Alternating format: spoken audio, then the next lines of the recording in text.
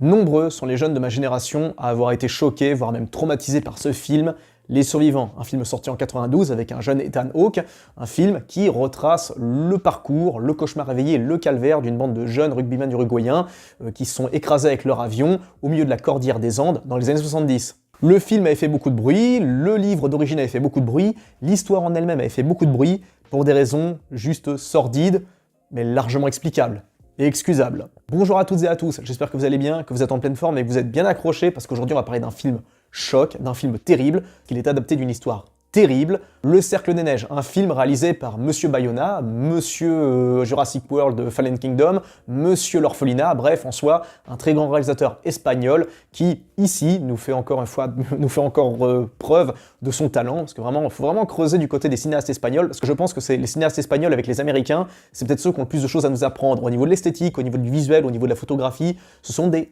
artistes. Tous leurs films sont esthétiquement d'une propreté que j'ai encore vu aucun équivalent dans le monde, à part peut-être dans le cinéma asiatique. Quoi qu'il en soit, le cinéma espagnol, comme on dit maintenant, c'est poulet. Je vais vous parler brièvement du film, ce que j'en ai pensé, toute la polémique qu'il y a eu autour de ça, et après on va commencer à spoiler, parce qu'il y a quand même des choses à dire et des choses dont j'ai envie de vous parler, parce que c'est un sujet qui est quand même très sérieux, et c'est un sujet qu'on évite un petit peu, tellement c'est quelque chose de vraiment dark, vraiment horrible, vraiment affreux, c'est peut-être même ce qui peut se faire de pire en termes de conditions de survie, mais ça on en parlera dans la zone de spoiler. Donc ce film, alors Le Cercle des Neiges a fait un peu, non pas polémique, mais a fait un petit peu de bruit parce que les gens étaient fatigués, enfin surtout les gens de la génération, puis ceux d'avant, beaucoup de gens étaient fatigués de revoir une énième adaptation donc du bouquin Les Survivants, du film Les Survivants, encore une histoire autour des rugbymen qui se sont crashés avec leur avion au milieu de la cordillère des Andes, pourquoi refaire un film là-dessus, on en a déjà eu en 92 qui était très bien, patati patata, ça sert à rien. En soi, je suis moyennement d'accord avec cet avis. Alors, je peux comprendre que ceux qui ont connu le film en 92, ceux qui sont de cette génération, ok, je vous comprends les gars que ça vous saoule de revoir un film dont vous connaissez déjà l'histoire. Oui, mais pensez aux jeunes qui arrivent, pensez aux nouvelles générations. Les nouvelles générations vont pas forcément prendre l'initiative de regarder un film qui date de 92 pour un sujet pareil. Non, comprenez que les nouvelles générations, ils veulent du frais, ils veulent du neuf, ils veulent de nouvelles productions. Donc c'est naturel et normal qu'on leur propose quelque chose de plus récent, de plus neuf.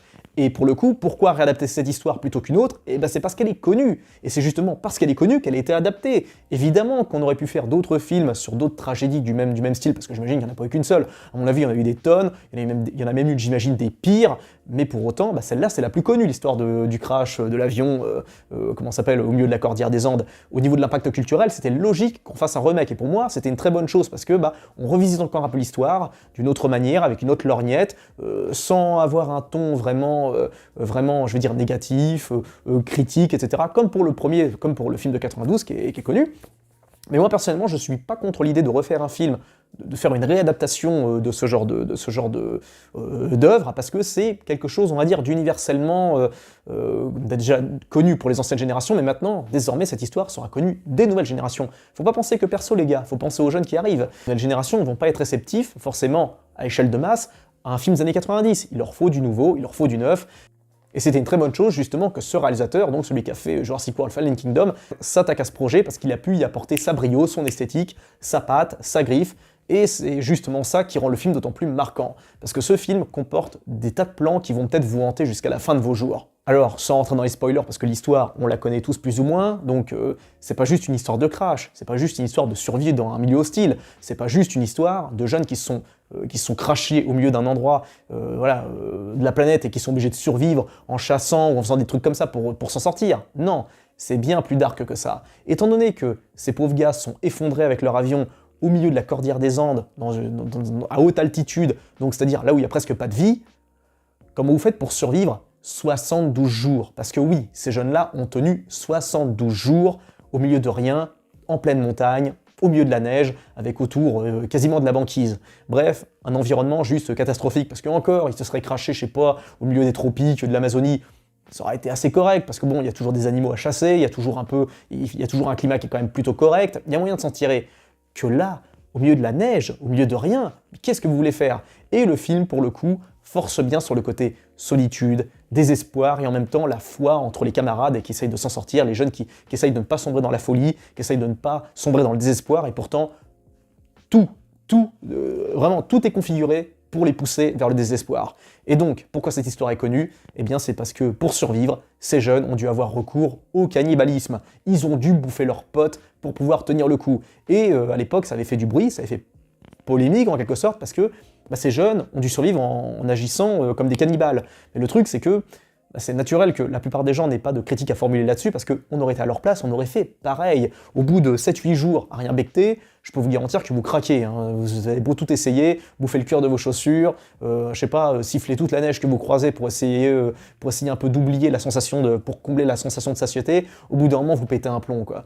Et imaginez un peu la torture psychologique que ça a dû être pour ces gars, de se dire que pour tenir le coup, pour survivre, potentiellement pour mourir même sans être découvert, parce qu'il y a un passage qui est absolument horrible dans le film, mais ça je le parlerai dans la zone spoiler, bref, j'en parlerai tout à l'heure, et quoi qu'il en soit, imaginez un petit peu l'état d'esprit dans lequel vous êtes. Déjà d'une, vous savez pas que vous allez tenir le coup sur la durée, vous savez pas combien de temps vous allez survivre, mais bon, faut bien bouffer, faut tenir le coup, et pour ça, malheureusement, il faudra se nourrir du cadavre de vos amis.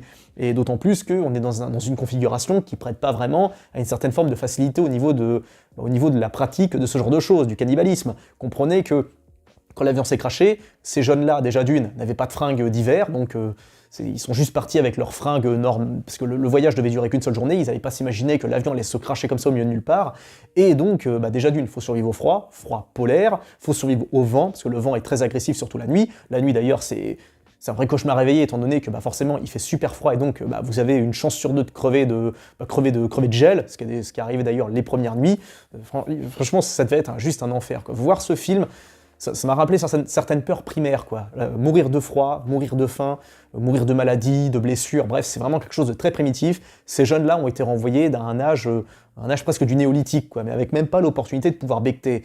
Et donc, imaginez un peu la souffrance psychologique que ça a dû être pour ces gars, déjà de voir une partie de leurs potes claquer pendant le crash, parce qu'évidemment l'avion a été coupé en deux, donc il y a la moitié de l'équipage qui est morte sur le coup, il y en a d'autres qui sont morts pendant le crash, et c'est très bien montré, et ça je vais en parler dans le spoiler, mais en tout cas, imaginez un petit peu ce que ça a dû être psychologiquement de se dire, c'est bon, je vais manger mes potes, et surtout, déjà, il n'y a rien pour cuisiner, quoi. Je veux dire, c'était juste, ils n'avaient pas de matos, ils n'avaient pas de couteau de cuisine, ils n'avaient pas de couteau de boucher, ils n'avaient rien, peut-être un canif à la rigueur, et puis 2-3 morceaux de métal partiellement aiguisé qu'ils auraient récupéré sur l'avion. Donc imaginez déjà le mental qu'il faut pour aller ouvrir le corps de votre pote qui est gelé depuis une semaine, à quelques mètres de l'épave de l'avion. Enfin, imaginez un petit peu ce que ça doit être. Moi, je sais pas honnêtement. Ce genre de film fait réfléchir parce qu'il vous rappelle, attends mec. Tu peux les juger comme tu veux, mais toi, qu'est-ce que tu feras à leur place? Et moi, j'ai pas pu m'empêcher de me poser cette question. Qu'est-ce que j'aurais fait à leur place? Est-ce que je me serais laissé mourir de faim? Est-ce que je me serais suicidé? Est-ce que j'aurais essayé de tenir le coup? Qu'est-ce que j'aurais fait? C'est la question que je me pose, qui m'a hanté pendant tout le long du film. Et c'est ça justement qui transcende avec la beauté qui est mise en scène par Boyona, excusez-moi, je me souviens plus de son nom, mais c'est ça qui transcende avec la beauté de ce film, dans l'horreur, parce que c'est juste l'esthétique qui est vraiment très propre, très belle, les visages sont très bien cadrés, tout ça. Il y a vraiment une belle... ce qui transcende beaucoup, c'est qu'il y a une belle mise en scène, mais en même temps, il y a un questionnement moral qui est juste horrible, parce que on sait qu'ils n'avaient pas le choix que de bouffer leurs potes pour survivre. On le sait très bien, et on aurait sans doute fait pareil. Mais la question est-ce qu'on l'aurait vraiment fait? Est-ce qu'on aurait été jusqu'au bout? Et surtout, dans quel état psychologique on aurait été après ça? Parce que oui, je pense qu'il y aurait peut-être, pas beaucoup, mais un petit pourcentage d'entre nous qui auraient résisté, qui auraient justement moralement eu une espèce de rejet par rapport à ce genre de choses. Surtout les véganes, j'imagine. J'imagine qu'il y a quand même un pourcentage de gens qui se seraient peut-être laissés mourir de faim plutôt que de bouffer donc le corps de quelqu'un ou quelque chose comme ça. Je pense qu'il y aurait eu pas mal de questionnements moraux qui auraient peut-être poussé des gens justement à se laisser mourir. Mais c'est clair et net que la majorité d'entre nous, ils auraient craqué, c'est obligé. Puis en plus, j'imagine même pas la souffrance que ça a dû être pour eux déjà de découper leurs potes, déjà dans une difficulté pas possible étant donné que les corps étaient gelés, puis en plus... c'est un peu de mauvais goût de dire ça à juste titre, mais j'ose même pas imaginer le goût, quoi, parce que c'est pas genre vous allez cuire ça comme un barbecue, quoi. C'est ou genre comme chez les, je sais pas, comme dans les films on voit les indigènes qui bouffent des mecs après les avoir passés à la rôtisserie, quoi. Non, c'est genre, c'est vraiment, on est vraiment dans vraiment un cauchemar ultra primaire. Et ça justement, je vais en parler dans la zone spoiler, donc un bon conseil, accrochez-vous bien. Alors j'ai parlé de l'esthétique, j'ai parlé de la mise en scène, de la photographie, etc., qui est hyper léchée, qui est hyper propre, ça je vais pas revenir dessus. Là où je vais vraiment insister, c'est sur le côté spectaculaire. Et là, honnêtement, waouh, on en prend plein la gueule.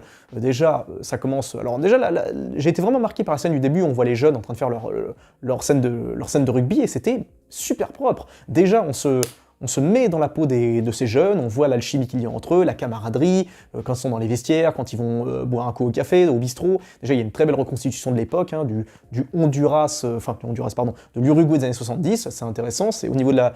vraiment, ils ont mis le paquet au niveau de pas mal d'éléments de reconstitution, bien sûr, les fringues, les bagnoles, les fournitures, ce genre de choses.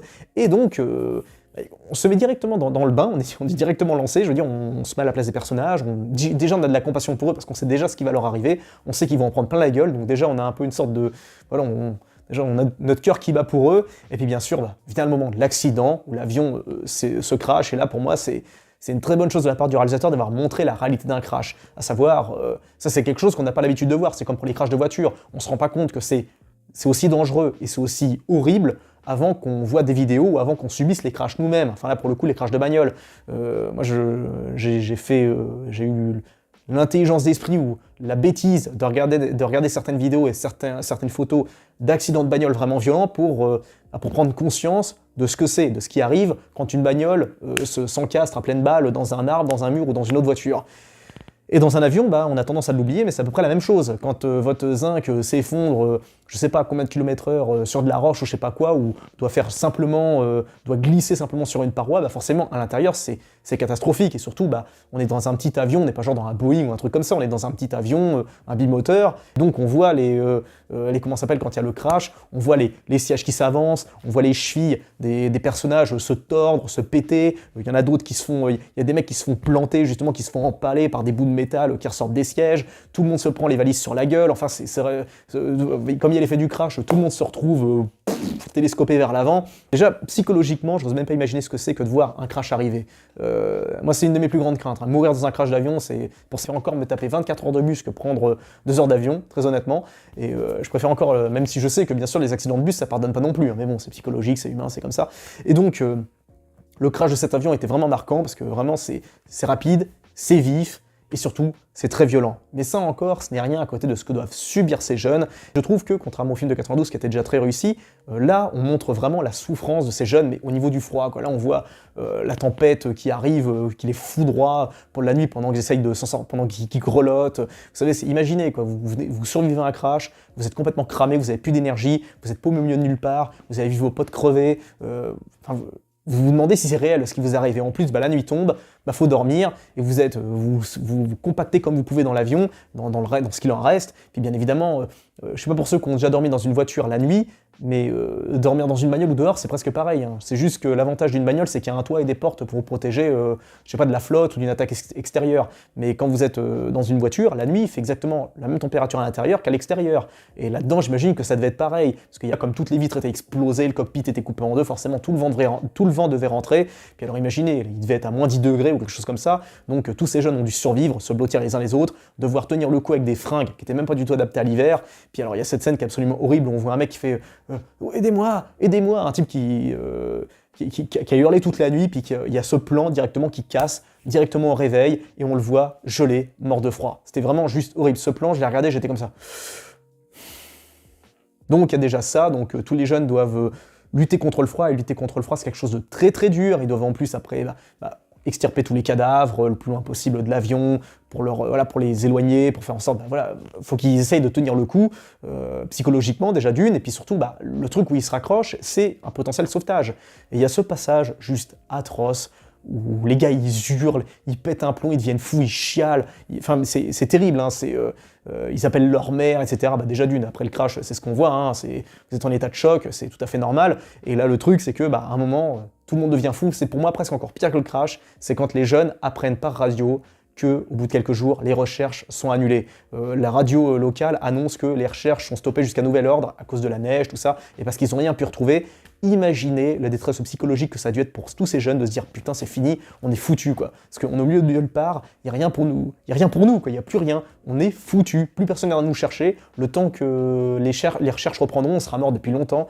Et là, bien sûr, ça ce n'est rien par rapport à ce qui va arriver par la suite, à savoir le cannibalisme, parce que forcément ces gars-là vont être obligés de bouffer leurs amis pour tenir le coup, pour survivre. Ils auront mis le temps avant de se lâcher, hein. Et puis, alors je ne parle même pas à côté de ça d'autres problèmes du style, forcément les effets de la malnutrition, parce que même s'ils mangent, on va dire, des cadavres humains, bah, il n'y a pas tous les nutriments qu'il faut pour tenir vraiment le coup, hein. C'est pour ça, la preuve, quand ils ont récupéré bah, les jeunes, à la fin, quand ils ont récupéré les survivants, le peu qui restait, ils avaient tous perdu en moyenne 30 kilos, quoi. Imaginez un peu, la plupart étaient devenus rachitiques, donc même en ayant bouffé leurs potes, ils n'ont pas pour autant récupéré, ils n'ont pas pour autant eu une force surhumaine, quoi, herculéenne. Non, ils ont tous perdu énormément de poids. Il y a beaucoup d'entre eux justement qui avaient besoin de nutriments nécessaires, bah, comme on avait dans, je sais pas moi, dans les légumes, dans les fruits, des trucs comme ça. Donc certains ont perdu leurs dents, voilà, ont eu des problèmes chroniques au niveau de l'épiderme, ce genre de choses. Bref, ça a entraîné pour beaucoup des séquelles physiques plus ou moins graves. Mais ils ont attendu plus d'une semaine.